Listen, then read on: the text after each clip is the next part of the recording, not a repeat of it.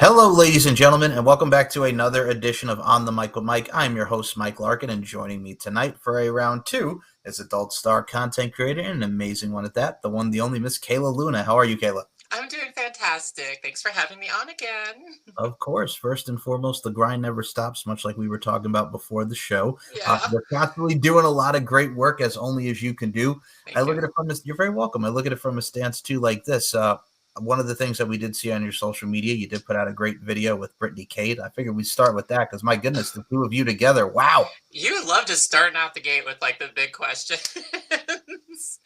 Oh yeah, that was really I mean what's the words I can describe it? I mean it was huge, It was that was my last little tour I did. I kind of like to do like two West Coast tours twice a year. Just to get like a filming done because most of the studios are out there since I'm living in New York City. Trying to get something going here, more of a content creator population network thing happening. But I like to go out west to see friends and family and also do those shoots. So this was on my last trip. And I think I was there for 2 weeks and I had shoots lined up for every day, including some like two on some days. And that shoot with Brittany was the first one, like the next day after I landed. And I was talking to the producer. I was like, is there any way we could like move it or something? He's like, nope, this is, you don't move her around. I'm like, absolutely. That makes sense. I think she was only going to be in town for a little bit. Or something. So I was like, all right, let's do it. So to kick off that tour with shooting with someone as amazing as Brittany Cade was like a lot of pressure, but she was incredible. She's so sweet and so beautiful, as I mean everyone can tell from what you can see of her content. But she's just as sweet off camera as she is on camera, and I had a really great time with her. I'm very excited about when that video gets released. I will say this first and foremost. I can agree wholeheartedly as someone who's also had Brittany on the show, much like you, my awesome friend. Oh, I look cool. at You it. have? I have Awesome. twice, yes. I look at it like this, man. I mean, I also include you in these sentiments. I think if you could also have the films that like have that gravitational pull, that excite and ignite, so to speak, within her content, she's one. I even said it to her, like, you can give me a solo video, you can give me whatever. There's always something to it, and that really brings one to one's eye and one's lens, so to speak. So it really does really work one's wild, so to speak. That's what you have to do with everything. Yeah, absolutely. I think she's definitely the kind of person that brings her A game to everything. So yeah, it's amazing. I actually, I presented her one of the awards she won at the last the TAs. When she won an award for one of her scenes that she does, like the best, threesome, best moresome is the category. And she won that, and I was announcing that award, so I got to call her up on stage, and she was so cute. That outfit was just amazing. She looked like a little like baby doll. So that was really cool, and when I worked with her, I was like, you probably don't remember me because there was a lot going on for you that night, but I actually presented your award. She's like, oh my God. Well, I look at it like this. I know exactly what you're talking about with the TAs, and I'm going to even ask you about that as a follow up. With the Yeah, Trans Erotic Awards and everything that we get to see, there's the glitz, the glamour, there's the pageantry, much like we would see in like the video awards, the Emmys, and what have you, in daily the red pop. carpet, all Red that. carpet, yes, and today's pop culture. But I got to ask you, man, how awesome was that for you just to not only present that, but just really to be a part of that? Because it's really something for people to network and really be a part of, you know? Oh, it was incredible. It was my first time going. It was my first time going to a award show. I mean, at least in the industry. And it was. I also had 5 nominations at the Tees. It was like 2 of them were for scenes. One of them was best. What was it? Oh, I think it was Miss Unique, which is Yeah. like a fun category. There was best like self producer, which I was really proud of. Like that one, I didn't notice I was nominated for until shortly before the award ceremony or the award show, and I was like, oh my God, like because I was like that feels more personal to me because I love my my producing. I love when I collab. I love editing, and I love putting that stuff out there and just kind of like making that content. So to get noticed for that was great. And then the other one was best hardcore performer, which was just an honor just to be nominated. I went into the show like I was telling like friends about it. And they're like, "Oh, I hope you win." I was like, "I do not think I'm going to win. It is just an honor to be nominated." Honestly, I was like, I am sharing a category with some of the biggest stars, the biggest names in this industry, and I'm just thrilled to be there, you know. And then for Crystal and Steven to ask me to present an award was another like great honor. So unfortunately, now I have the taste, and now I'm like, I want more nominations. And of course, I was like, now I want to win an award. I don't care what it is, just get me something. I need to take something home. Just be like, look what I got, you know. But being there, it was amazing. I went to the AVN Awards show a couple months before that, and because I'd also gotten nominated there for best, it was like a fan nomination for hottest like trans on trans like sex scene, which was with my friend Jade Rad. Which if you haven't had her on the show yet, you really should. She's so much energy. She's just a little firecracker. I love her. But so I went to that first, and that was overwhelming. That's just because that's a huge, show. There's the expo, and it's not just trans erotica, it's just like it's all the whole porn industry is there. And that was my first award show, and I was overwhelmed.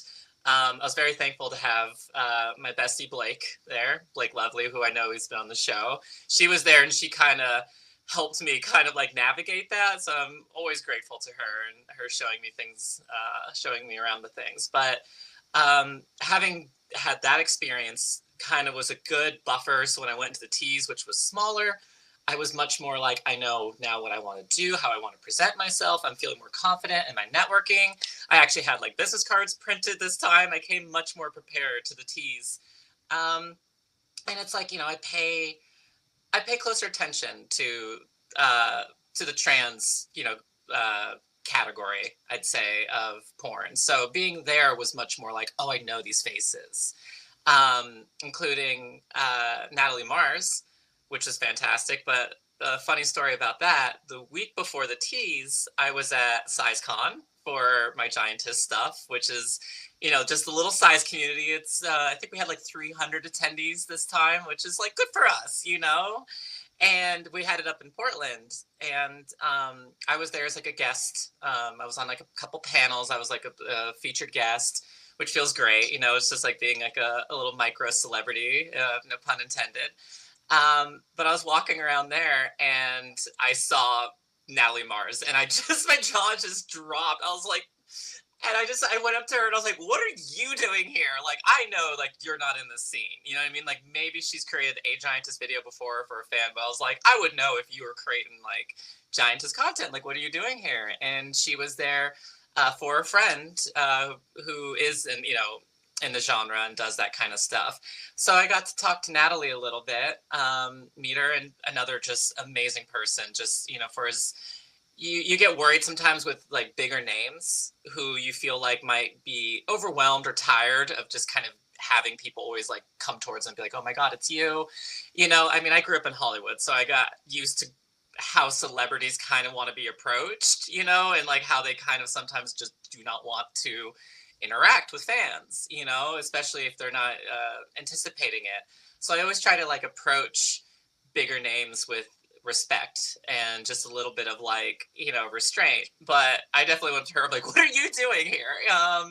But when, we started talking, and she was just so warm and so sweet, and she gave me a hug. And I like telling people, it was like it was such a good hug. Like, so it's sometimes, you just do the kind of like, oh, there, pat, pat. But she kind of like really like held and like squeezed in. I was just like, oh, this is like, she's such a warm person. This is incredible.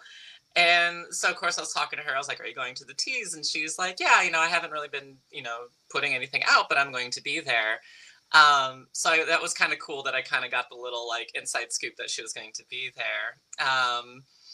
And so I saw her again at the teas, and I just, said hi and stuff, but I was like, she's just, people were all over her, of course, so I was just, I get my, I was like, hey, how's it going? Just chatted up a little bit, and then, dipped out and went around, and yeah, I met so many great people at the teas.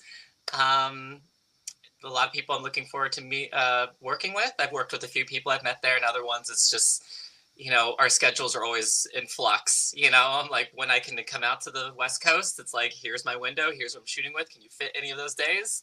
Oh, you're out of town for the 2 weeks I'm there? That sucks. That's just how it happens sometimes. But it was so much fun. I am very much looking forward to the next one. But of course, hoping for those nominations. So I will let you know when nomination season comes. I'm sure you will definitely be nominated, and I can't wait to see where your work continues to progress on that front. But Thank I mean, like, you. you're very welcome. And I mean, for the Natalie Marses to Jade Reds and the Blake Lovelies, I mean, I look at it like this: Natalie Mars, also have seen her work much like you, much of a goddess in her own right, really does showcase the etiquette and everything that goes into her work and warmthness, like you mentioned. And I mean, you and Blake, I'm going to say this right now before we get to Jade Red here, but you and Blake Lovely love Blake to death, like you mentioned, been on the show. But it's one of those things where y'all just have great chemistry. She's fun. She's Yeah. exuberant. She's vibrant. And I'm going to say right now, I've seen y'all scenes, man. Very hot. Bring in the hotness. Yeah, I was actually just talking to her the other day, and she talks about how, like, she's like, she's like, I don't like to top, but she's like, with you, like, I don't know what it is. I can fucking do it. I get into it with you. And I'm like, oh, thanks. She's like, I'm just, we're really into each other. It's super sweet. We've been, I mean, I like to say that we were close pretty much from the get go. She really made a point to wanting to collab with me a while back when she was just starting out. And I was like, absolutely. So I came by her place and we filmed a scene. I think I forgot to release it, but she did it. And she's wearing like a cute sailor suit. We knocked that out and we just like hung out while we were waiting for like our footage to like upload, like we're airdropping footage from our phones to each other. And we were just hanging out and talking. And by like the end of the night, like we were already just kind of like feeling this like, you're a good person. Like, I really want to keep seeing you and hanging out with you. And so Blake and I have been like really close ever since then. And she's just wonderful. As you can see, I'm just beaming when I talk about her. I love her so much. Well, no, you have the right to beam. When I can say this right now, for those who've not gotten in contact with the amazing Blake Lovely, probably one of the, like we mentioned, the sweetest, most down to earth people. But she's one of the ones who's very much a positive person. She always likes to exude that positivity, which is how you should look at it. And I mean, like we mentioned, Jade Red as well. Like you two, y'all, again, I cannot emphasize enough just the hotness that goes into the scene, the raw, the passion, the entertainment. You and Jade Red is another one, man. Jade Red, yeah. She was the one who, like I said, got nominated for the AVNs, which was a surprise to both of us. We were both like, holy shit. But she is just unsinkable. That's like one of the words I like to describe her as, is because she can have a lot of stuff happening in her life, that's kind of heavy or hard, and she just never lets it show. And it's not in a way like bottling it up. It's just like she just always exudes such this like radiant, upbeat personality. To the point where at the end of the AVN weekend, I was just so burnt out, and she called me up. She's like, "Hey, like she was staying with our mutual friend Michelle Danielle, who I don't know if you've had her on the show. I have, yes. Michelle's a sweetheart. Love her too. She is another person I could just rave about how lovely she is.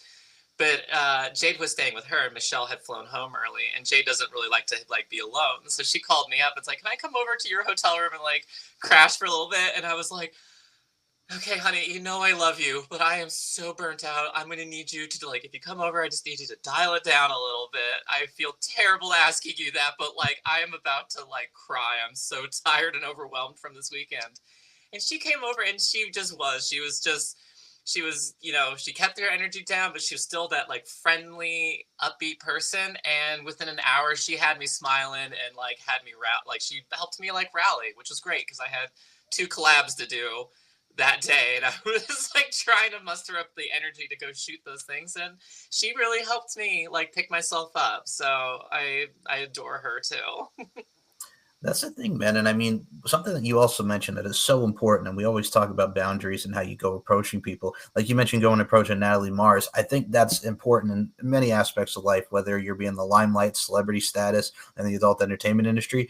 It's how you approach people is so keen. And the reason why I bring that up too as well is because people's always misconception about the adult entertainment industry is just like you're that own doggone object where it's just like, all they do is think about sex. And it's like, hold on, wait a second, my friend, slow your roll. Like, we're people at the end of the day too. So Yeah. it's so important with the professionalism and everything. It's not like we're all just bag doggone horn dogs, which, hey man, sex is Yeah. awesome, but we're Yeah. human beings at the end of the day too.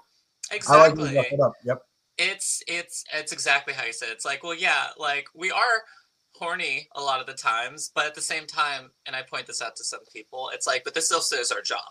It's our work. And like anything, when it becomes a job and it's something that you do and you're being paid for, it does, take a little bit of the glitz, out of it. And so sometimes it's like when you clock out, it's like I'm out. I don't want to think about work, And sometimes it can be like that with in the sex industry. You're just like, listen, like, yeah, like I'm horny all the time, but also like I've clocked out.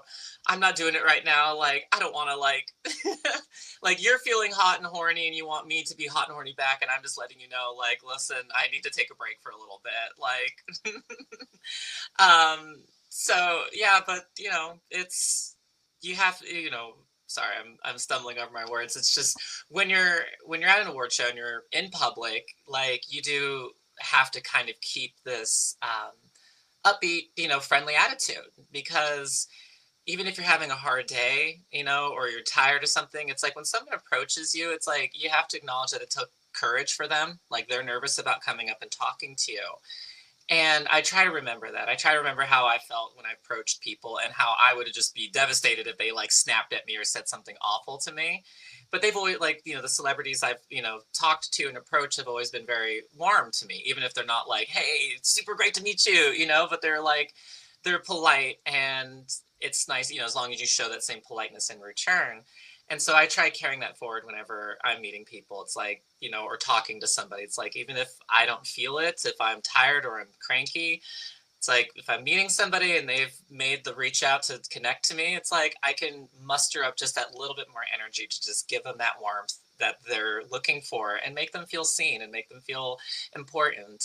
And it's sometimes harder than others, but I think I think it's important, not just for your own reputation, but just as a way of showing kindness, in a world that very much doesn't seem to be showing a lot of kindness. No, I'm right there with you, and don't apologize for stuttering. We can be Joe and Mystical together. I could tell you lying because when you reply and stutter, I digress. No, but I look at it from a stance like this. You're so right in every single point that you made there. I also equate it to like, because as you guys know, I touch upon a lot of wrestling on this channel besides the adult side and everything within this fine program. I look at it like with wrestlers nowadays and what they get going on with the airport. Now, if you're at the airport, and mind you, these are people, if you want to snap a photo and you're polite, that's cool. But these are wrestlers who are coming off of their 4 or 5 o'clock in the morning flights. They're constantly on the grind. They don't really want to be signing merchandise or you putting up in their face like, hey, can you sign this? Yeah, Like absolutely. personal Personal space and space. boundaries. Exactly. But the thing too is as well as it's how you approach people. You know what I'm saying? That goes in Yeah. everything. And like you mentioned with today's society, we are so, and I'm sure I've mentioned this before, but I think it's very keen that we bring it up again. It's more of this instead of this. We need to be more united. Everybody's constantly lashing at each other. Yeah. Everybody's fighting. Fucking social media is out of control. Excuse my Yeah. language, but it's out of control. And it can be a burden at times. And sometimes you got to get your mental and physical health in check, man. Yeah, absolutely. I don't know. I think it's it's more difficult these days to be, I think there was something I read that said like it's, like thank goodness I am soft in a world that wanted to make me hard, Right. and I feel that a lot. I feel like so many people take the easy way out, and it's like and just submit to this negativity and this like pushing everybody away and just being like, like so adamant about just I can't even describe it, It's like you were saying, like there's such a volatile disrespect between groups and this refusal to acknowledge or even consider the other person's positions. And we have just become so polarized as a society that we are immediately on the defensive and immediately shutting down and putting up these walls, and there's no actual conversation or crossing of the aisle almost, to take the other side. That doesn't mean you condone it. It doesn't mean you've switched your opinion. It's just this like to understand, to reach an agreement, you need to understand the other side. That doesn't mean you are, like I said, it doesn't mean you're condoning their position, but you need to at least see where they're coming from. And when you do that, when you make a practice of that, like I feel like I have, it helps you just see the human, and realize we're both humans, we're both set in our ways, we're both probably speaking from a place of hurt or fear or something else. And if we can acknowledge that that is something we both can go through, I think it helps you ease up a little bit and reach just like a common ground where things can actually heal. It doesn't mean, like I said, it doesn't mean you switch sides. It doesn't mean you become friends. It just means the like you said, we're more like this and not like that. And I think right now what's happening, at least in this country, is we have been pitted against each other in a way that only really benefits higher ups. I think there's a lot of people who benefit from a lot of infighting of the people below them, and keeps them keeps all of us distracted on the small things and lets them get away with truly heinous things. And it's very concerning. Yeah. I'm right there with you, and I mean I don't mean to take this too political, but I will say this because it was in the news, and but when our president goes on TV, and I don't mean to make the face, but the stuff that comes out of that man's mouth when he goes, "I hate the Democrats and they hate me," and I truly believe they hate America. No, the Democrats and people don't hate America. The problem is we're voicing what you're doing is wrong. What you're saying is dividing us. We Yeah. want people to unite us. We don't want any division. With what's going on in the world, we have enough division. What you're doing is Yeah. making us go this way instead of staying here on the straight path and going this way. And I'd say even, and it's felt this way for the past, I don't know, I could say perhaps like 20 years, but and that's just speaking, it's probably gone on longer than that, but that's more of like how long I've been maybe paying attention. But definitely within the last 10 years and maybe just a little bit more than that, it seems like we, again, like with this extremist kind of position, it really seems like there's a lot of this spiteful lawmaking going on where there's not really, like, it seems like the point of a two-party system is that both sides, and like we both end up with a resolution that both side, like neither side loves. It's this mutual kind of like, that's in the middle ground. But that ends up being what actually works the best for everybody. But we have like such a polarized thing, and it's almost like Congress is being treated like a team sport, where it's like we want to have all the wins and we want to crush them, and we don't want to have them have any victories at all, even if what they're trying to pass is good for everybody. We don't want them to get credit for it. So we're going to have to shut it down until we get into a position where we can pass it and we can take credit for it. And sometimes they'll pass things like, oh, we're going to slip a couple things in there just to really like dig at the opposition, really piss them off, piss off their voters, piss off their people, or like wound them a little bit. And it's just this like, and then when the other power, when the other side gets in, then they want to do the same thing. And it's such a like, you guys are just, you're spending so much time just sticking it to each other instead of just focusing on what could really benefit everybody. Right, and that's no, you're totally fine, and I mean that's as far as political as I go. But I'm just like I look at in today's society, whatever your party are, whatever you're for, y'all got to stop with this fucking fighting because I'm tired of seeing people getting killed. I'm tired of riots. I'm tired of all this Yeah. shit. It is because we're in such a day and age. Like I'll tell you straight up, like even look at today's day and age with kids now who have to go to school. You know how many friggin' doggone school shootings there have been in like the last X amount of years now? It's crazy. It's terrifying. It is. Like I remember, so I graduated in 2010, right? You know what the biggest school shooting that happened during my tenure in school was, Kaela? Was it Columbine? I remember Yes. when Columbine happened, and that was everyone talked. That's the only thing everyone talked about. That was a name, the tragedy, and it was like you just knew. You said Columbine, you knew school shooting, and Mhm. that was like you said the school shooting, That was and the school shooting. Yep. then suddenly like I don't know how fast it happened, but then it was like oh there was another one, and there was another one, and we all I'd say like the other one that you hear a lot of people talk about nowadays is Sandy Hook, even though that's been years past. But it's like I don't even know how many school shootings there's been now since Columbine, but it's definitely just gotten more intense. And I mean, it's sad, you know. It's like it's incredible how much as a nation we've just become numb to these things because it's become so frequent. And it's one of those things that really should have never become frequent. We knew when Columbine happened, we're like, this should never happen again, was kind of like the attitude everyone brought to it. And of course there was a big, it began the debate of what is the way that we can ensure this doesn't happen again. And I think that's stemmed a debate that's still raging on to this day. um, but it's insane to think about how much the whole country knew this could not happen again, and now here we are, where we've got a point where the school shooting barely makes front page now. Like you'll hear about it, but everyone's just like, oh God, not another, type of thing, and it's just like, holy shit, like how did it get worse? It's a case of who we're influenced by and who we figure are our heroes. And I mean, even looking back in the day with Columbine, everybody blamed Marilyn Manson for Yeah. everything with that and his music. But I'm like, you also have to understand it also does go into the home as well, because you know what I'm saying? Like the parents could have done more. There's so many different factors there, but not everything is just the music that they listen to. It could be a compartment of it. It could attribute to it. Don't get me wrong, because we're influenced by a lot of our surroundings. But I'm like, there's more things to do that can really evaluate why they did these things. There's so many Yeah. layers and levels to anything. I'm of the mind that, because I remember when that happened, and being someone who, loves music myself, and Yeah. that's not, unique.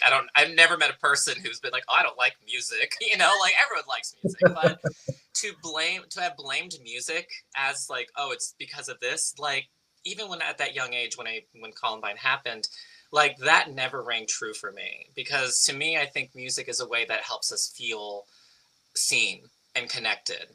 That's why we like music. That's why we listen to certain music in certain moods.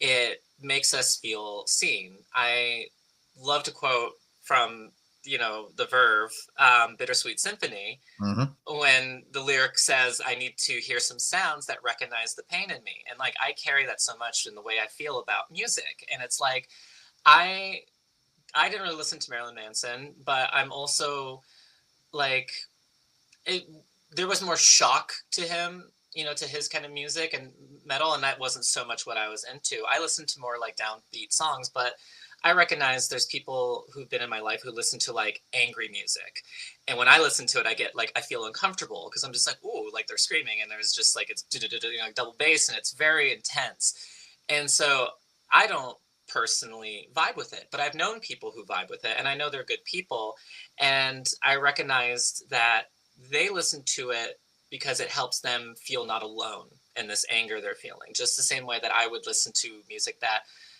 some people I've known say like, "Oh, you listen to like sad music," and I was like, I don't really think of this as sad. It's a little like maybe it's a little melancholic, but it to me makes me feel good. It makes me feel seen. It's comforting to me if I'm listening to this song that kind of like, sure, I might cry when I'm listening to it, but it's like very cathartic, and it makes me feel close. And then you talk to other fans and you feel like you meet with them and you understand like we have the same um like we're connecting to the song the same way. And so if for me, I feel like if anything, I think music help would, prevent these kind of things, not incite it. It's the kind of stuff that lets people blow off some steam, you know? And the fact that it felt like such a scapegoat, to blame that. Whereas I think if anything, if there's anything to blame in media, it's probably just there is a lot of excessive violence just readily available on TV and in movies. And I'm not trying to crack down and being like, there needs to be less. I was like, if there's anything, there's the numbing of, you know what I mean? Like you watch a lot of it. I only bring up violence because I'm a person who thinks there's, like I love sex. I'm very much into it. I realize that there are certain audiences that needs to be kept away from. But to me, I feel like there's such a weird puritanical uh like thread through a lot of society where they just absolutely shut down anything that can be remotely seen as sexual.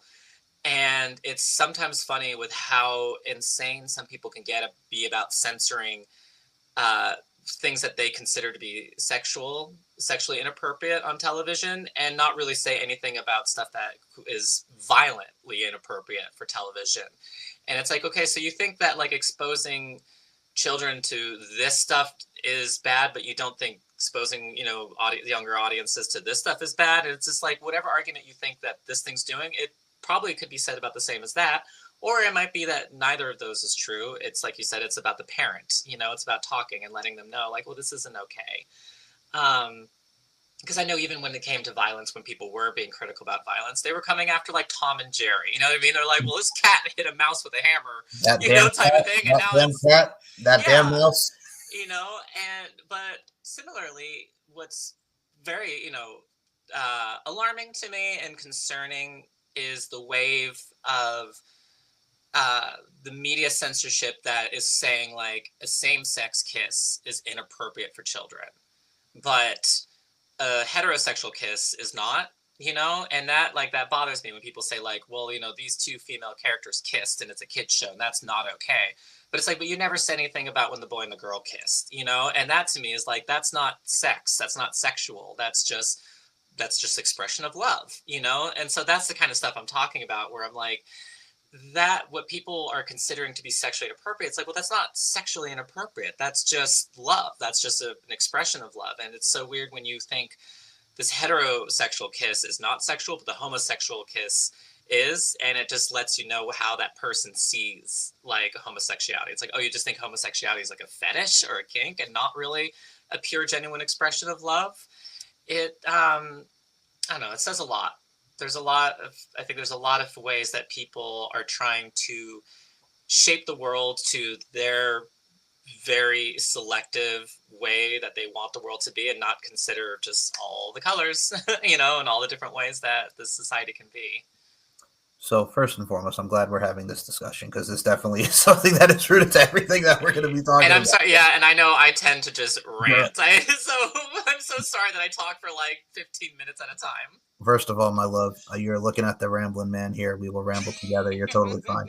I look at it, look at it like this. I think a lot of people can take away as well from this conversation. But no, it's one of those things too. It's like when they went at Sesame Street for Pride Month, because they had, I forgot who was on, and they were like talking about like, a Pride episode, and everybody's like, oh, what are they going to do with the children? They're grooming this to our children. I'm like, first of all, the message behind Sesame Street, as I emphasize that's been on for how many years, Yeah. is to love one another and to appreciate one another. It has nothing to do with promoting anything that you feel is evil. It's talking about loving one another, no matter who they are, what they are, and whatever they do. That's what it's about. It's about love and pride and accepting yourself. Yes. Like, and they went at it, and you know who went at it, but it's just like, fuck, like this.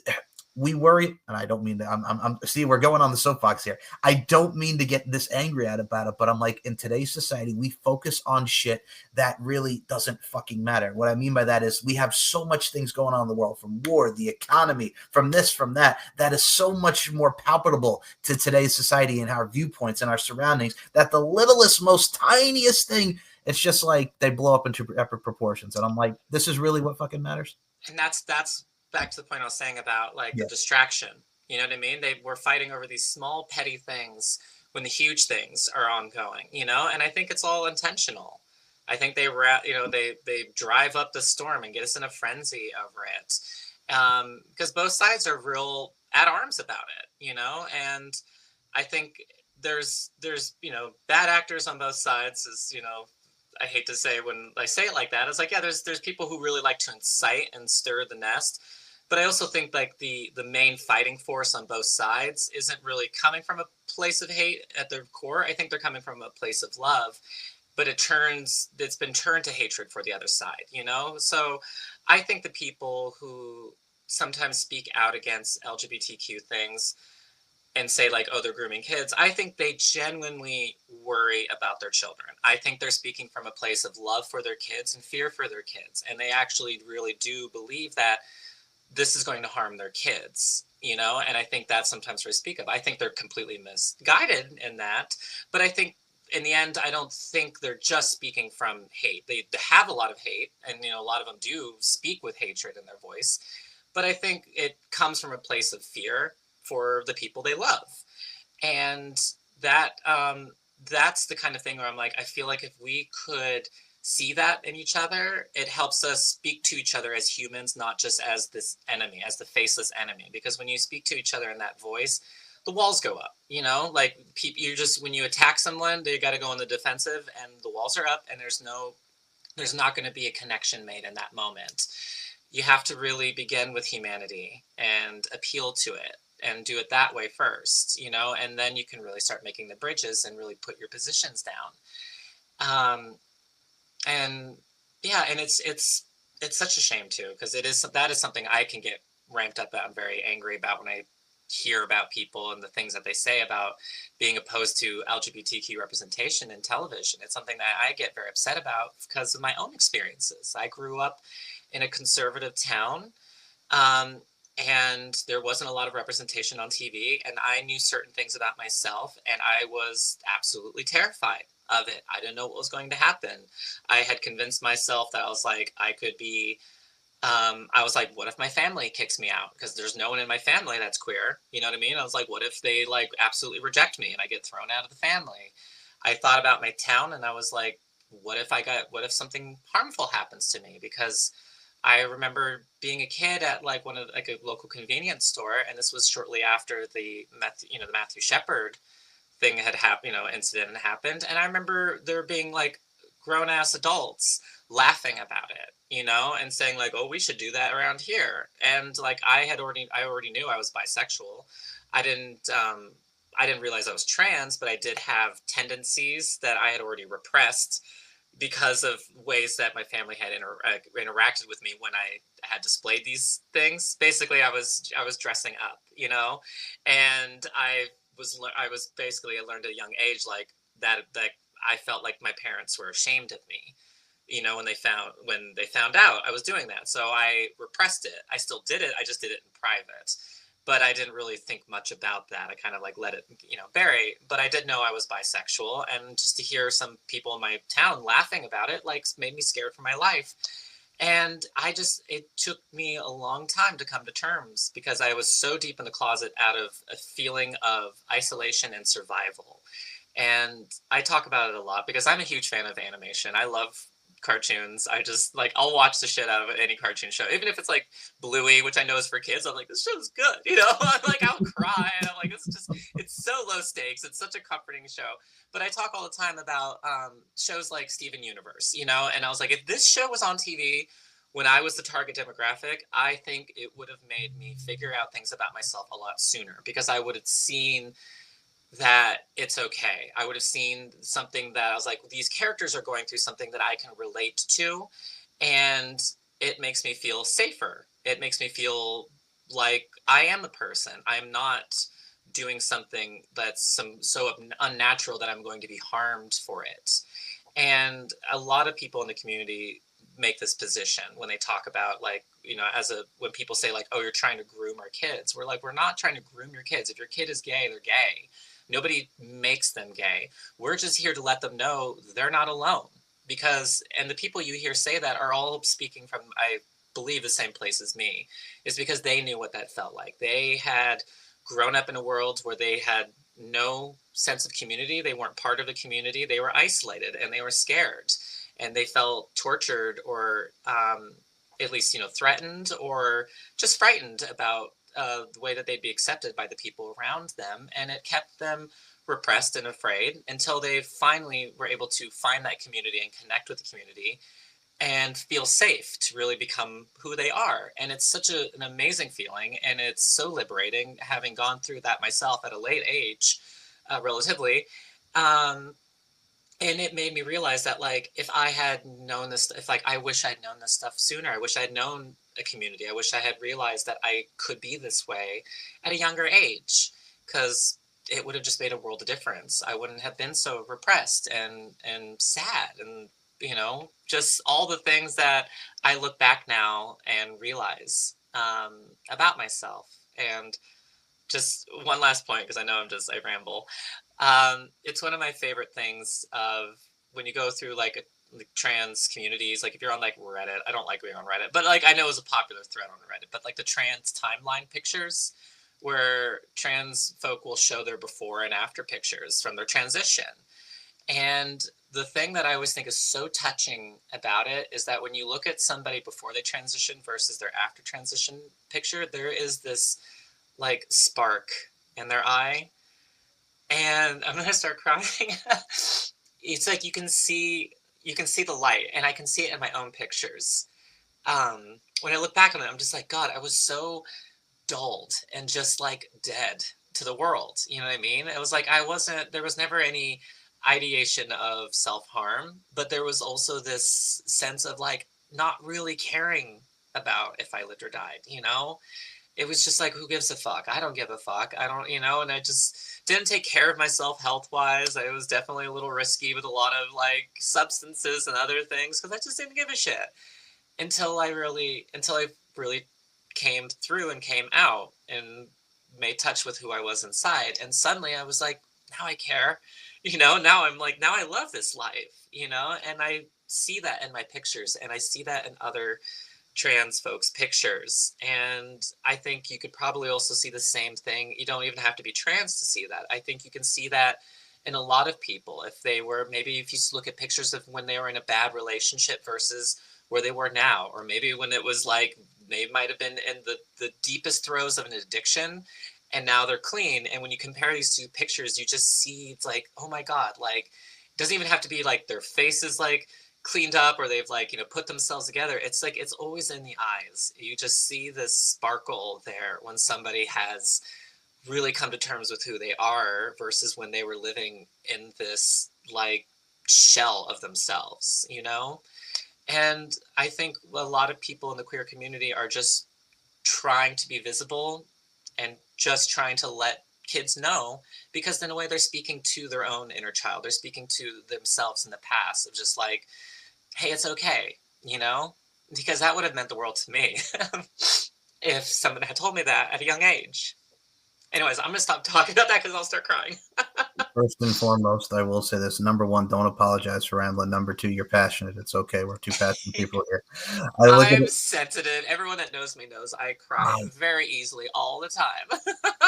It's okay if you need to let it out. It's all right. We've all had our good cries as well, so you're fine. Yeah. No, to add on to your point, I mean, you pretty much said everything that hit the spot there. And I mean, look at it like this, man. Your progression and your succession is definitely shown within you, as it does with a lot of people who go through it. And I mean, I think that's very cool. It just shows your journey, your progress through photos, through moments and memories. And Oh, I yeah. think that goes a long way with any community, whether who you are as people, because at the end of the day, number one, we're all God's children. And number two, as well, we are who we are. If you can finally open up, liberate yourself, really find your own uniqueness and find your own niche and find your own guide, I think that's amazing in this life. So, I mean, if y'all Yeah. can just really find out who you are and really, I mean, I will quote TLC here, unpretty, look inside you, so to speak, unpretty style up in here. It's very true. Like we mentioned music, like that stuff really hits home to a lot of people. Yeah, absolutely. And I think there's a lot of people who are keeping themselves from seeing that. I think there's a lot of people who live in a space, because I recognize that sometimes when I'm speaking to people who I would now consider on the opposition, the other side of who I am, you know what I mean? Like I wouldn't, like I said, I don't want to consider them enemies, but it's like we have so many conflicting things, and in a way, maybe we don't like the other person. We don't like who this other person is, like as a identity, not as an individual. You know what I mean? But as a like where they stand on a lot of issues, we may not get along on a lot of things. And I think sometimes when I look at these people, I sometimes, and not every time, but sometimes it very much feels like I think you're in one of these prisons. I think you feel trapped by your surroundings, your social surroundings. You maybe feel like you have no choice. You feel like you um, have to conform to this for your own safety. And I think sometimes they attack it inside themselves so much to repress it that it comes out by attacking anything else that they see, because it really is ridiculous sometimes how someone who's just being themselves and it's not harming anyone can come under attack by somebody. They'll just, it's some, people who just, you will see it on social media all the time. Someone will just post a selfie of themselves and they're just feeling themselves, they're just like, I felt cute. I like this dress, and you'll see in the comments people just saying like that, like, you look fucking hideous, or they'll say, sorry, pardon my French. You're fine. They'll just say mean things. And it's such a like, what is going on in your life where you feel like you see someone shining and you just need to come over there and just throw a cloud over it? You know what I mean? You need to bring this person down. They're not doing anything to you. They didn't, you know what I mean? Like, they're not shoving it down your face. They're posting on social media and they call, everyone's like, oh, you're always shoving it down your throat. It's like, no, it's just there. You know what I mean? If you think it's being shoved down your throat, it's probably a subconscious thing. You're just noticing it more. Kind of like when you learn a new word and then you feel like for the next 2 weeks, all you do is hear that word being used. And you're like, I feel like I've never heard this word used before. And now I hear it everywhere. It's just like that, And it's like, so when I see people do that, it's just such a like, what is going on in your life, to make this negative comment on somebody? Why do you need to bring someone down? It's not to elevate yourself. It's such a confusing thing. And it's just the only thing I can think of is like, you're just speaking from hurt and maybe even jealousy, but I really can't understand why anyone would want to bring someone down like that, No, I've faced it myself. It's funny, like some of the comments I've seen on like somebody like commented about my forehead or something, like I got a big forehead. I'm like, out of all the things, forehead. Apparently somebody's got a forehead finish, like some stupid stuff like that. And I just laugh. I think it's funny. Yeah, I got a short haircut and I got a forehead. Boom. Yes, as we all have foreheads with our heads. Duh. It's a part of the human anatomy. And I look at it like that stuff just makes me laugh. Or it's like, one time, I'll be honest with you, my weight, and I'll say this to everybody, has fluctuated up and down over the last few years. And I'll be honest with you, I don't drink, I don't smoke, but I'll tell you right now, I enjoy my food. And I'll say that proudly. I enjoy my food. They always love me. That's me. I love to eat. Yes, like I enjoy my food. This one with the always hungry t-shirt over there, badass, by the way. No, but that's the thing. It's like I enjoy my food. Like, yeah, my weight goes up and down. It happens. I'm healthy. I'm healthy as a bird, but I enjoy my food. Exactly. It's like, it's one of those, one of those things that's just like, enjoy your food. It's like, we're only on this earth for a little bit. And one of the great pleasures of being a human being is being able to eat, and like, we have such a mouche of selection, of different culinary things that you can experience. Like, eating is one of the ways that you can experience the world, that I'm like, why not eat more? You know what I mean? Like, I feel terrible for people who limit themselves and what they're eating because they are so obsessed with the way they look. If it brings them joy to look a certain way, that's one thing. But I've known people who are absolutely miserable, to look a certain way, and they'll still tear themselves down, and it's just at a certain point, you're just like, why? Like, you're miserable because you're not eating, but you're not happy with the reason why, like the results of why you're not eating. And so at a certain point, you're like, maybe you should just do what makes you happy, and not really worry about it. Because in the end, it's like, we're all going to die, we're all going to get old. Why not just take the little joys you can, out of it? It's like, Dale Cooper in Twin Peaks, like, every day, give yourself a present.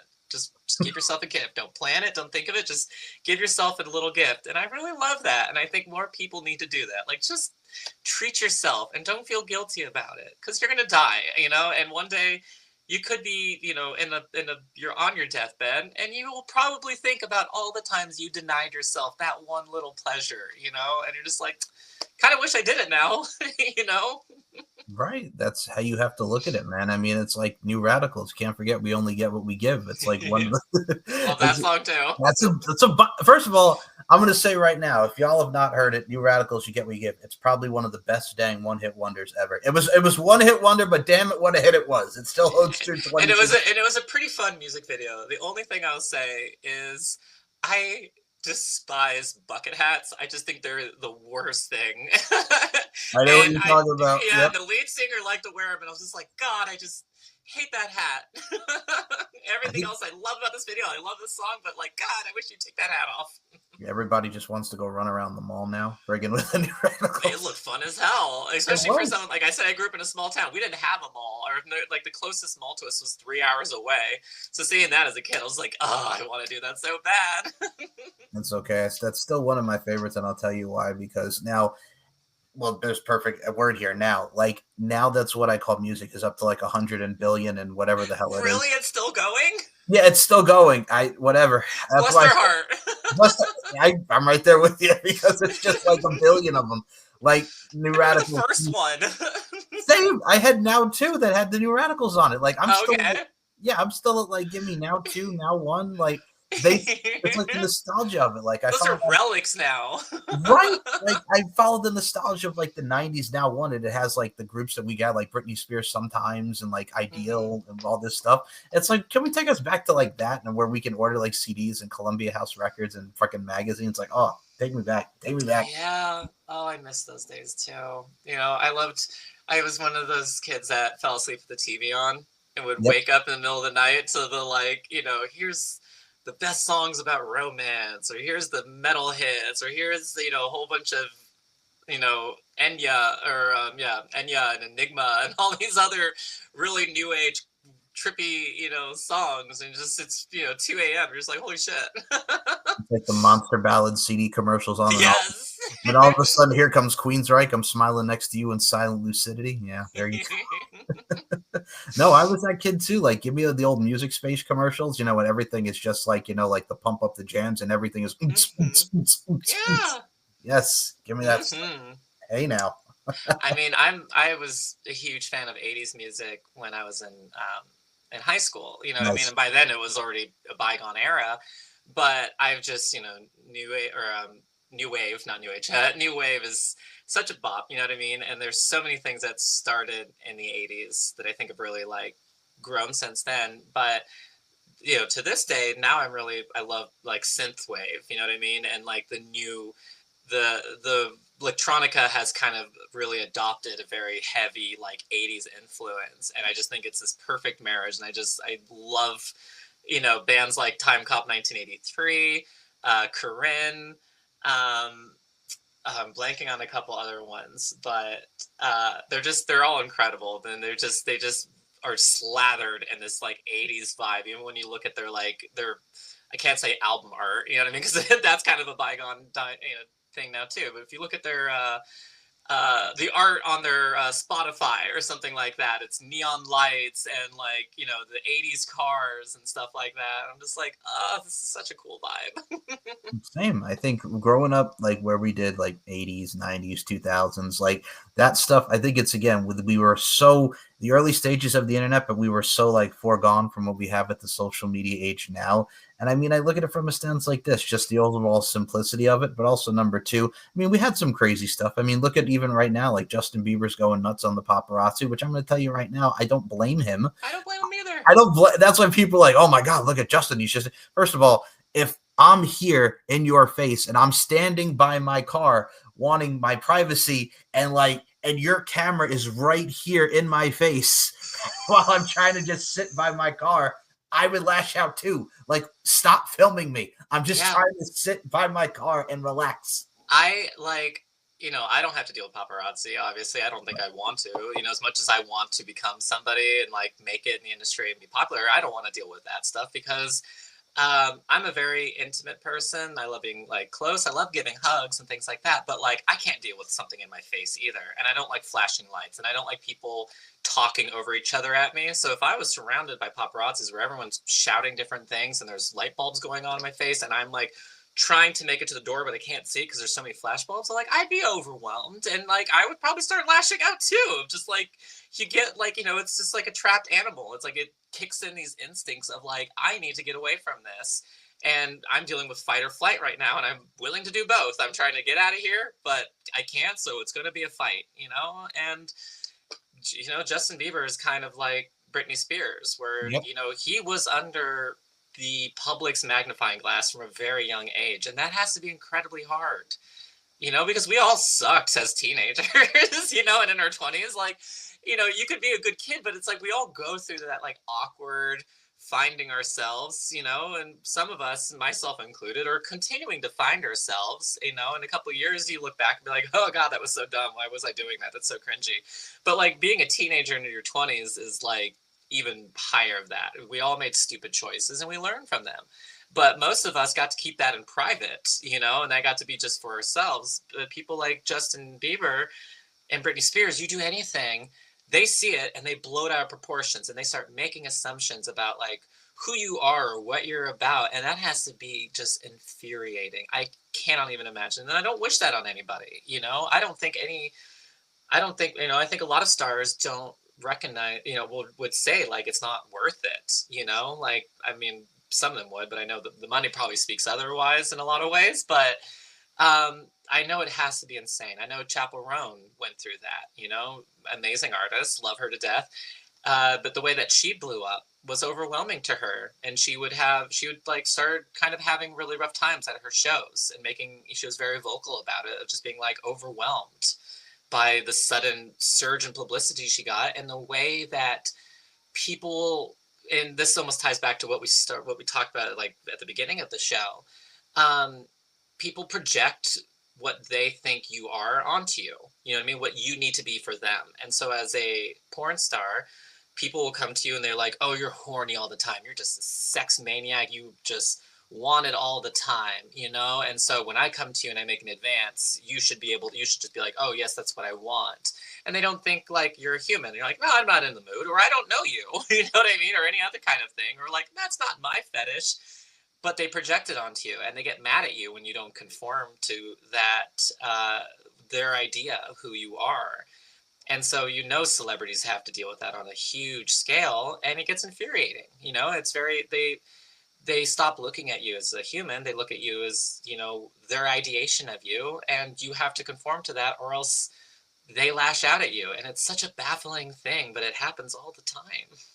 It's funny, I'll even mention a name like Drake. I mean, everybody who was in that Quiet on the Set about Dan Schneider, we can just list all day. But I think one of them that really stuck out, Drake Bell was on a podcast with Raven Simone, because Raven Simone has a new podcast. I forgot the name of it. So there was a clip, and Drake Bell's like, well, how do you think I feel? Because I'm surrounded by like Tiger Beat, and I'm identified in the public eye as this teen heartthrob. And they're asking me questions about like, what's your idea of a first kiss and all that. But he's like, what do I do now? Do I just go, I haven't talked to girls. My dad won't even let me date a girl right now at this age. I'm 15 years old. You know what I'm saying? I'm just a kid on a TV show. And then he's like, this one woman comes into my dressing room and she's asking questions for whatever article it was. And she goes, I have to ask this question that everybody's dying to know. And he goes, she asked me, boxers or briefs? I'm like, you're going to ask a 15-year-old if he likes boxers or briefs. Like, and he's like, that back in the day, it was just looked at as the norm because, it's the entertainment business, what have you. But now, oh my God. Like, you couldn't get away with that. Yeah. Exactly. It's too much. It really is. It's an uncomfortable question. And I remember those days too. I remember that sense of like, it's like, oh, it's just playful. And it's just like, it's playful from the outside because you don't think anything of it, but you don't really think about what it would be like for someone to ask you that, It's like, it's almost like, I think the equivalent that some people maybe relate to is like, what if someone asked you, like, what if your teacher asked you that in high school in front of your entire class?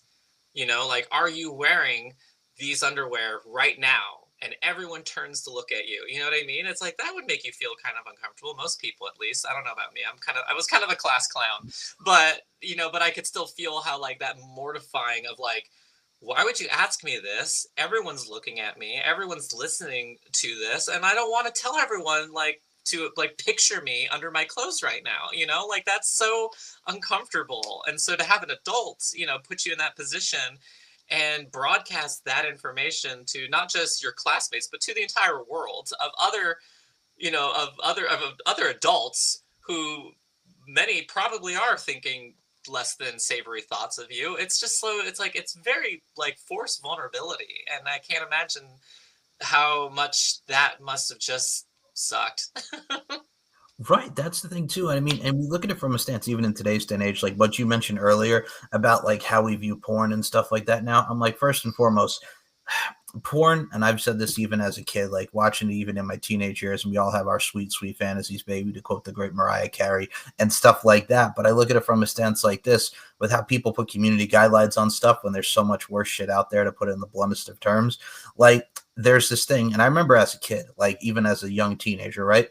Like my dad, and shout out to Papa Lark, my dad, and I'm gonna call him out on this because I love him. My dad used to have like the Cyber Patrol, which for those who don't know what Cyber Patrol was, it's that computer block on things, so you don't get to see like risque websites and stuff. So if I was to go on the computer, it was mainly, and in a way, I'm also kind of grateful for this because it turned me to the man I am today, and I love my folks for this. But it was just like it gave you a way, like, okay, if you're gonna go on the computer, do it for your homework, do it for this and for that. Like it was used strictly for homework purposes. Like, yeah, in early stages of the internet, but to guide me away from that, it would be Cyber Patrol. But for me, as I got older, and of course, talking to great people like this one over here and many great people in the community, I got to explore a lot of great stuff. And I've always had appreciation for the arts. But at the end of the day, too, that's how you also guide your kids to where they need to be as far as school and education goes. So there's stuff that works. Like you can put Cyber Patrol on stuff like that, or you can put blocks on anything, a TV block. It's all about how you really navigate and teach your kids. Yeah, I think, and I think the biggest thing is the communication, is Right. talking to your kids, because kids are curious and they're going to want to find things out. That's why I started looking at porn at a young age. I was just like, oh, I want to know more, and my parents aren't really telling me more. You know what I mean? And the school isn't really telling me more. So I was like, I kind of want to see more, and being like, oh, I was like, ooh, and there was definitely part of me. I was just like, I want to do that. I was like, that looks like fun. And I still feel that, like, people think it's some people probably think it's pretty tacky of me to see, but I'm like, I view porn, like my porn at least, as an art. It's like, because art in a lot of ways is trying to incite a feeling in somebody. It's a self-expression and trying to, and like I said, try to evoke a feeling in somebody. And porn is just a very shortcut, easy way of doing it. Of just like, we're trying to make you horny, you know what I mean? But it's still like, there's still like some craft to it. And like I think we spoke about in the last show, there's such a plethora of different ways people get turned on. And I think that's beautiful. I love it. I love, like, people. You made a joke earlier, just like, oh, they have like a forehead fetish. And I was like, that's one I haven't heard before, but I believe it exists, and Hey, I man. want to know more. I want Hey, to meet here's the my person. forehead. Boom. Exactly. Just, you should start charging for that. Hey, now. I got to Wah, polish, wah, wah. polish that bad boy up. No.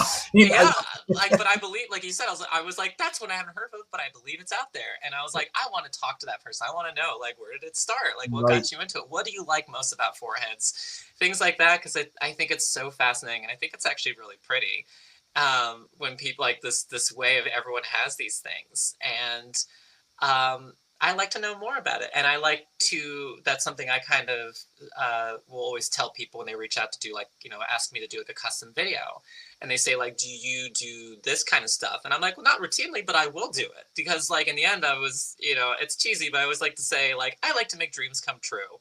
So if you've got a fantasy involving me and you want me to do a certain thing, like, I'll do it. You know what I mean? Because, like, it's unique to you and it's special for you, and I think that makes me feel good that I get to deliver something to you that you really couldn't find anywhere else.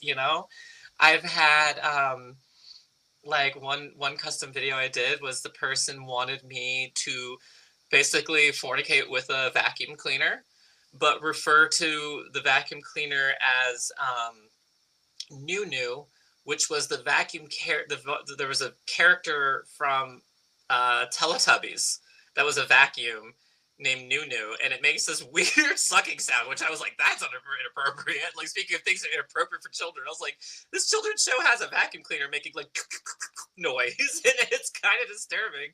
But this person was just like, I want you to, like, make this video where you're, like, doing it with this vacuum cleaner, being like, oh, Nunu, we're being so naughty. And I was like, that's wild. I would love to do it. Let's do it. Like, that sounds like so much fun.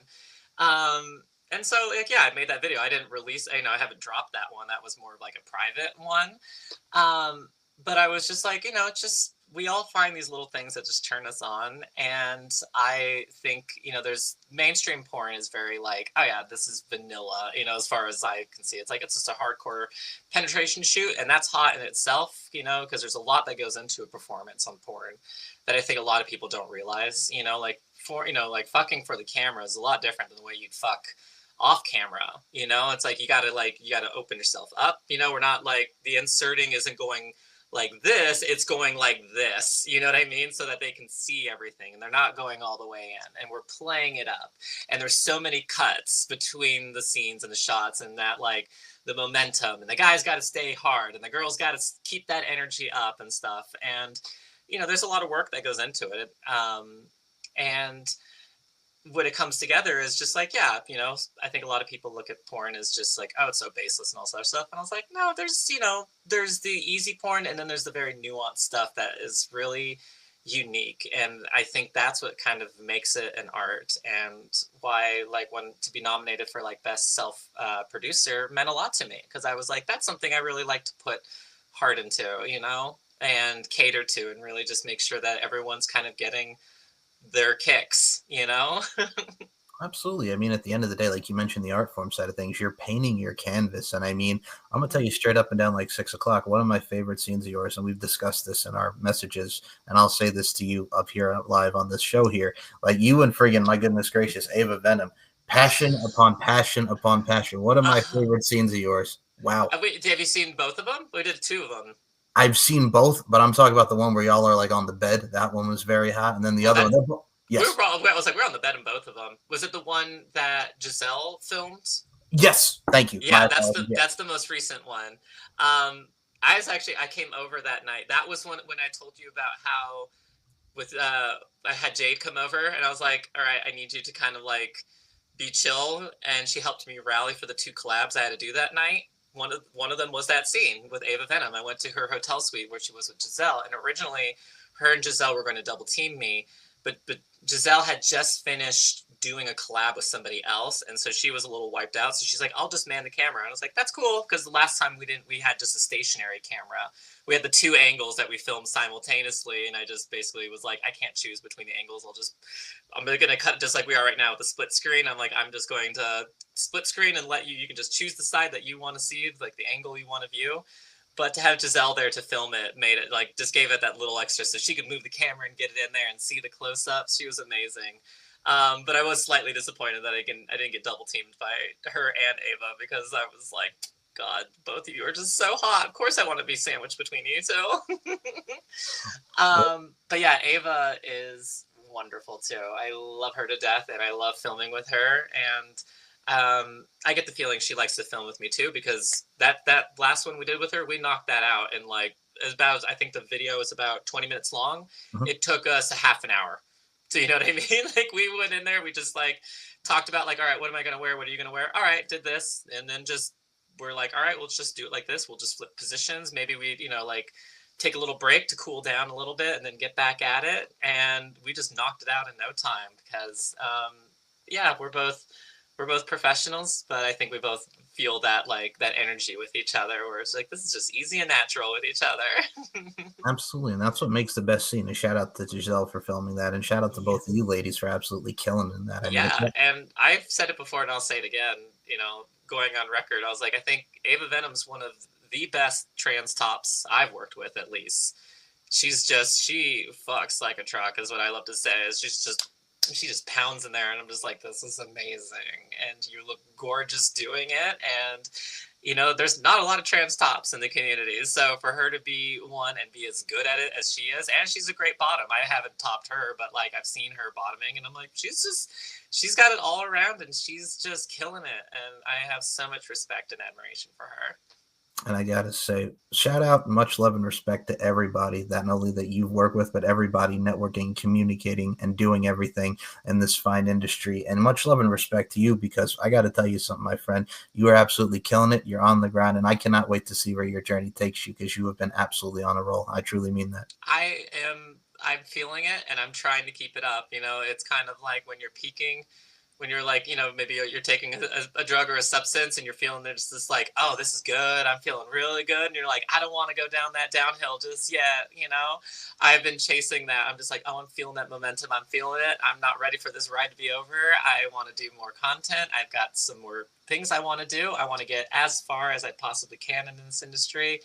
And, and then just on that slow ride down the hill, I'm just going to take it easy and start just I'll keep doing content. I love doing this. I would probably do what a lot of other people do in the industry is like I might just pivot towards being more behind the camera and working from that angle. But it's like I love this industry, and it makes me feel really happy to hear someone tell me like you're on a roll right now because I feel it and I love the feeling. And like I said, I'm like, I'm gonna get an award. I gotta get that award. I just want one, and then I could, and then I know I say that now, and it's like once I win an award, I'll be like, well, now I want another. I want 2 awards. I want 3 awards. But it's like, I just want to keep chasing it because chasing the dream it's a really wonderful privilege that not everyone gets to do, and when you get the chance to do it, you got to do it, and that's what I'm doing. Absolutely. And I will say this, we'll definitely save more for round three when I have you back. It's always a blast having you on the show. We'll definitely save more for round three, more scenes and more good stuff for y'all.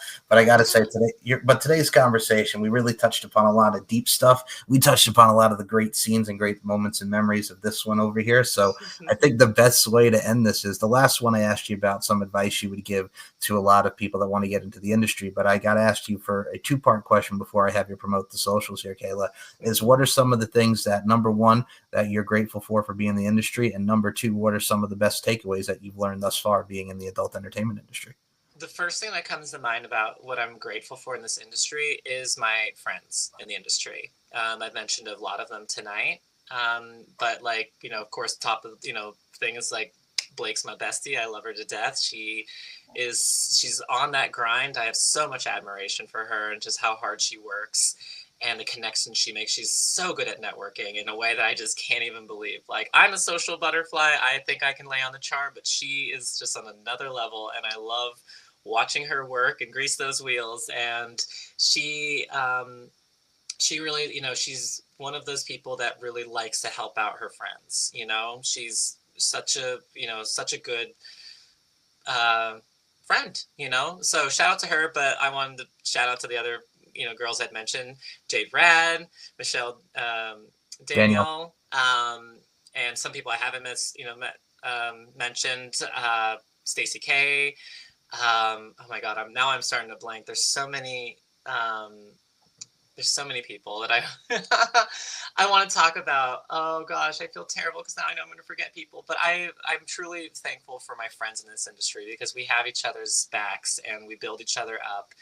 And I just always have such a great time hanging out with them, and us just kind of showing that generosity to each other of helping each other out when we need it, being that whether it's just being a sympathetic ear or if it's just like, sending a couple bucks to someone just to kind of help them out, or saying, a lot of it is just like, I'll put it, oh, you've worked with this person I want to work with. Can you put in a good word for me? And it's like, yeah, we love to do that, with each other and just kind of help each other network and make these connections to kind of further each other's careers. And lots of times, we might be moving for the same thing. Like, at the T's. I was in the same category with a lot of, with my friends, Jade Nix included.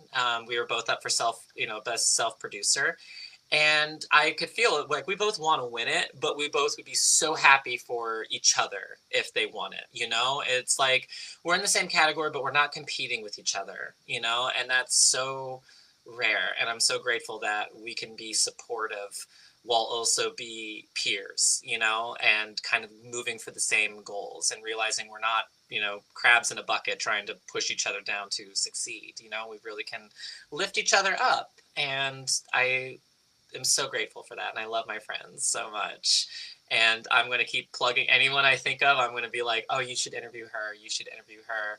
And I know, like I said, I know I'm forgetting some people right now, but if you haven't had Jade Nix on here, you should definitely talk to her too. She's amazing as well. She's a great writer, like, and she's got a lot of good ideas and things that she wants to do as far as like a studio and really transforming porn into, included. She wants to do some more thought evoking, more cinematic type of productions, and I think that's so cool. So she's another person I recommend you talking to. As far as what was the second question? I think was Takeaways. takeaways. Yeah. Well, I think you had mentioned something about like advice I would give to somebody. I'm just going to speak primarily to like maybe to a trans girl, you know what I mean? Because I feel like that's, as a trans girl, that's the only person I can really speak to on as much as the experience. I think for me, it's like I had a slow burn getting into this career. I didn't explode right out of the gate. I started slow. Like I started doing porn shortly after my transition, because I was, after I transitioned, I was feeling myself. I was finally like, oh my god, like I'm really like I'm feeling whole in my body. I like who I am now, and I want the world to see it. You know what I mean? So I started to kind of like, slowly do it. And so for people who are starting out, I'm always very much like, just focus on what you can do. Don't there's so many things of what you want to do, and it's so like keep those as your goals, as your pie in the sky. That's what I'm moving towards. But do the things you can do while you can do them. And one of the most important things is like if you're small, it's like you want to work with some girl, but she seems like she's a little out of your reach. Work with the girls that are the people who are in your reach. Do the content with them and build up that reputation, that catalog, that experience, to really start like building the stairs, to move your way up. And eventually, before you know it, you'll be at that level with that girl you wanted to work with. And then before you know it, you'll probably be on the stairs above the girl. You know what I mean? Like we all move at different paces through this industry. I feel like I move especially slow compared to some people, but like I've taken my time and I'm enjoying the ride. And I've had the um, the pleasure, and I'm really grateful for the people I got to work with at all stages of my progress. From when it was just somebody who I shot with that was just like a friend, and they never had any aspirations to do porn or anything. We had good chemistry. I asked them if they would be in a video with me. They said sure. We filmed a hot little video together. They signed their release. It's like from someone who's like that to like when I worked with Brittany, who, is above me, very much so. Like she was like, I was blown away to have the opportunity to work with her because she's A-list, she's incredible. There's all different paces. And I think the best thing you can do is just keep doing your thing, build that catalog. And Jaden Stone, who was who presented the award with me. I mean, I was going to call her the co-presenter. I was more like her co-presenter. Like she's the name. She's a wonderful woman. I love her. I only had just met her that night, and immediately I was like, you are just the best. You are such a sweet woman. And she told me like your reputation means, everything. And I think part of what really is important for your reputation is like we were saying earlier, it's just be with kindness, act with kindness. You set your boundaries, you stand your ground on yourself, but like just be kind and considerate and don't burn bridges. If somebody seems like they're not interested in working with you, don't take it out personally or don't take it against them or like build this like spite against them. Just move along, and come back around to it. Because I've had a few people tell me before, like, even I've even had producers tell me, it's like, when you first came into the scene, I didn't think much of you, but look at you now, and now I really want to work with you, and I'm not going to like look at that person with like, oh, you didn't think much of me, like, well, forget you. It's like, no, I get it. I bloomed, and everyone blooms, and sometimes you have it, and sometimes you haven't found it yet. And I think the best thing you can do is just keep doing you and put that content out there, and it will grow. It's really kind of beautiful to look back and see just the way you develop. Beautifully and eloquently said, and I'll add to her point, being the best representation of your presentation and just really applying your craft, man. I gotta say, first and foremost, you are once more absolute delight. Love the t-shirt, always hungry, like we mentioned earlier before. Probably my favorite t-shirt now worn in an interview on this fine program, folks. Really? Oh, thank here's you. here's the thing. I actually write that high up there because everybody has great casual wear, what have you. Some of these great talents that you see on this fine program. Maybe we'll spice it up a little bit like the Spice Girls and spice up your life with some lingerie. But this one over here, knocking the always hungry, I dig it because it sets the personality. It's entertainment. It's thought provoking. It also puts a lot to the eye. I dig it, man. I dig it. Thank you, because I was this close to showing some of those low cut to like show off my cleavage a little bit. I was just like, oh, that'd be really hot. But then I was like, I want something a little spunky. I've got my hair in pigtails. I'm feeling a little, bubbly today. I was like, I'm gonna wear one of my silly shirts. Well, I will certainly say you definitely bring the hotness. So keep doing you, my friend. Thank you. You're welcome. So before we close this out, where can we follow you on the social media fronts? Promote the Giantess stuff, promote your stuff. Go ahead, Kaela. Well, I've been pointing everyone to my website. It's kaelaluna.com, KAELALUNA.com. That is basically, I'm operating just as like a link tree. Like all my links are there. You go there, you'll see all the content. Everywhere you can find my content and my social medias, including like I'm on Twitter, which I don't like. I refuse to call it X. I'm giving you the thumbs up on that one. I'm the same way. I can't do it. Let's not get into that. Oh, no. I'm TS Kaela Luna on Twitter, and I'm TS_Giantess on Twitter.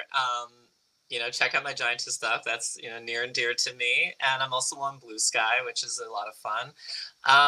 You can find I'm pretty sure listed on that website. It's like I'm on FetLife, but I never go on there. I'm overwhelmed by how many people try to talk to me on there. But yeah, just and send. I think sometimes the problem some people face is with Twitter and the new things. It's like it's hard for people to send DMs. Like the DMs don't always come through. So if I encourage people, if you're watching this and you've sent me a message and I haven't responded, follow up. Some people even go to my TS Giantess account and send me a DM there because it's easier to get a hold of me there, which I'm, sometimes confused by because they'll start talking to me. I'm like, wait, are you even into Giantess stuff? They're like, oh no, I couldn't get a hold of you through your other Twitter. I was like, oh, darn. I thought I was talking to a sizey person, but okay. So, but I also have my email, my booking email is there, and you can always, I check my email, so you can always send me a message there. But I love to hear from fans, just like we said earlier. It's like, even if I'm not in a great mood, I might just be short, or I might be saying hey, I'll respond to you later. But always follow up with me. If I don't respond to you, it's because I either didn't see it or because I completely forgot, because I am a total fucking airhead. I have to put notes on my phone to remind myself to do things all the time. So please, if you want to reach me and you haven't heard back from me, just keep trying until you do. Well, the links will be in the description for this one's social medias, which I definitely recommend. Give her follow on all those platforms, which will be in the description below. And if you want to follow this channel, I'm going to emphasize this as she did before. Twitter at SM Show 1 MCL92, as I say with my emphasis. Twitter SM Show 1 MCL92. You can check out Instagram Larkin_92, MLarkinMB, StephenMikeShow.com, and S&M Network shows for your YouTube. I just totally forgot the word. For your YouTube consumption. There you go. It came back in my head. See, you got your airheadness. I got my brain farts. It happens. Brain farts. Put it on a t-shirt. Yes. So subscribe, and y'all, I appreciate you listening. I appreciate each and every one of my guests. And Kaela, do you have any final words to the peeps? I feel like I've had so many final words. So if you watch this entire thing, I just thank you for listening to me ramble, because I tend to just go all over the place. And it was an absolute pleasure to be on the show again. Thank you so much. And I too am looking forward to a third time. And I'm looking forward to you interviewing some of the other girls I've told you about that you haven't got the pleasure of interviewing yet. All righty. Yes, so you'll definitely see a lot of those in the future, and I appreciate your kindness and recommendations. So with that being said, y'all, as I always say, life is an art form. We're all applying our crafts. Continue to apply your craft in amazing fashion. And as always, beauty, strength, and dominance, the three key elements that make women the work of art that they are. And Miss Kaela Luna, I include you in those sentiments. Thank you so much for your time. Thank you so much. Have a great one.